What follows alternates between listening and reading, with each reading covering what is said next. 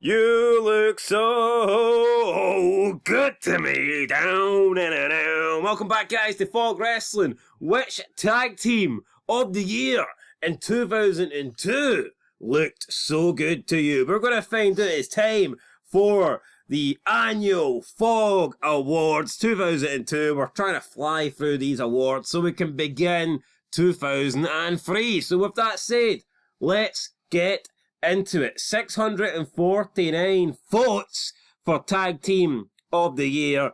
The results are in. Coming in last place, we have Jericho and Christian. 10%. Good tag team, no doubt about it. Very good. I enjoyed a lot of their stuff.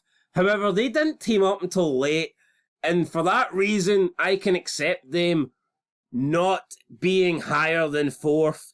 I mean, you could argue they're lucky to even be a part of this poll, and that's not being disrespectful towards them. I just think we actually had some really good tag teams in 2002. So yeah, Jericho and Christian, I enjoyed them a lot. Had they started maybe a few months earlier even, they might have won this thing. That the whole towel segment and them losing their clothes and having to try and find the Dudleys throughout the night. What a great Raw that was.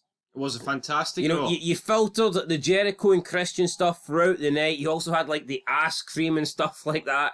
It was great. I thought it was absolutely fantastic. You had interaction with Jericho and Christian. We're in the locker room with the jobbers, and then they're wanting Hurricane to save them. Hey man, that's a crime, ain't you you're supposed to be a hero.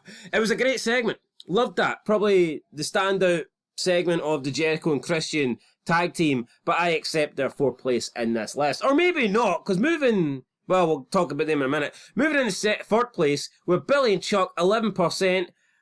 I can't understand why it's not got more, to be honest. I think Billy and Chuck should be right up there, arguably the tag team of the year. I think there's only one team that could potentially beat them out. But for me, Billy and Chuck, is it the gay gimmick? Maybe people aren't approving it. Maybe it's the photo. There's a little bit gay there, you know what I'm saying? I'd actually argue 3 of the 4 photos are a little bit gay. Well, that's very true. Any photo with Goldust in it's going to look pretty damn gay, to be honest. What's your thoughts on Billy and Chuck? Actually, what's your thoughts on Jericho and Christian? Because up to this point, you've said absolutely hee-haw, and that is called the SmackDown effect at 2 a.m. in the UK. You know what? They were a tag team for quite a long time. You can pretend that they only only became a tag team on New Year's Eve or something, but they were fucking a tag team on Raw Roulette. I'm pretty sure it was at the end of September. Jericho and Christian? Aye. Sure. Alright, then 4 months. Right. 3 months. That's a decent amount of time. No, it is, but I mean, you're talking 2 of the other teams on this list were tag teams for the better party at least 6 months. Alright. Right, Billy and Chuck, I think they deserve more, but here. Because we got to factor in here, we're not even talking about the title reigns, we're talking about what they did. Yeah, we're talking about the tag team of the year, so it's not necessarily your title reign. The whole thing's factored in. I mean, for that reason, I think you can make a case that did Billy and Chuck go on a little bit too long, and I think after the whole fake marriage thing, the tag team just lost its steam and it fizzled out. Yeah. I think it would have been better if we seen some sort of turn and we seen a good breakup. We didn't really get that. We kind of just got the wedding fake out, and then after that, it was done, so it was all over. But into second place, Angle and Benoit, and I would put these guys last. I'm sorry, boring. I like Angle. Don't mind Benoit. Just them having preferred them before 2007. Yes, but these two playing tug of war over a pathetic fucking trophy to signify the win of the new WWE Tag Championships did nothing for me. I mean, they faced each other every week and teamed up every week. Yeah, and SmackDown 6 as well, in my opinion, was very stale. It was literally the same series of matches between the same 6 people. I would say definitely one of the most overrated periods. People talk about the SmackDown 6 as if it's like godlike. Yeah. I mean, some decent matches, but for the most part it was boring. Extremely boring. 100%, and a lot of the matches were predictable. Any match with Chavo in it, you know you had no chance of winning.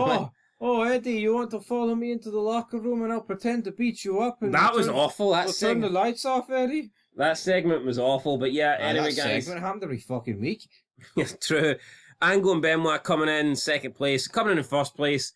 Booker T, Goldust, 53%. I've no complaints. I know that you kind of went off this tag team, I think. And I do think the longer it went on, probably the worse it got. But I remember the very beginning of this when Goldust was chasing Booker T and he was trying to get Booker T to accept his friendship and to accept the olive branch and possibly his golden branch as well. So I think this created some of the best segments week out, week in Raw. Not dead. Where Booker T was completely freaked out by Goldust, and Goldust was literally to the point where he was stalking him. No, I agree, but it peaked in the first half of the year. It's almost like when Booker T actually accepted that they were a tag team, that's when it started going downhill. You're a freak. Yeah, super freak. Dun, dun, dun. Because at the beginning, you kind of had Booker T pushing back against it, and that's when it was at its most comedy, when Goldust was chasing the option of the actual tag team. Funny interactions with The Rock, Star Wars, Lumberjacks, 7-Eleven. The hot dog. I'll give you a bite of my wiener. Well, let's give you a bite of the comments. All right, let's get into the comments. Let's do it. Let's go. How many have we got? Let's dun, see dun, here. dun, dun, dun, 7. Aye, we'll get Lucky number 7. We get 7 Here we comments. Go. Here we go. Here we go. Here we go. Here we go. All right, Lord Wolf says Billy and Chuck just beating out Jericho and Christian. The other two teams 10 miles behind. I mean, really? Booker T and Goldust 10 miles behind? Not sure. 10 miles behind in regarding to it. I have, Joe said I have lingering dread hearing either Billy and Chuck or La Resistance theme. Was it really that bad? I can't remember La Resistance's theme. What's it? I was like some French shit. Oh, Sacre Blue. It wasn't that.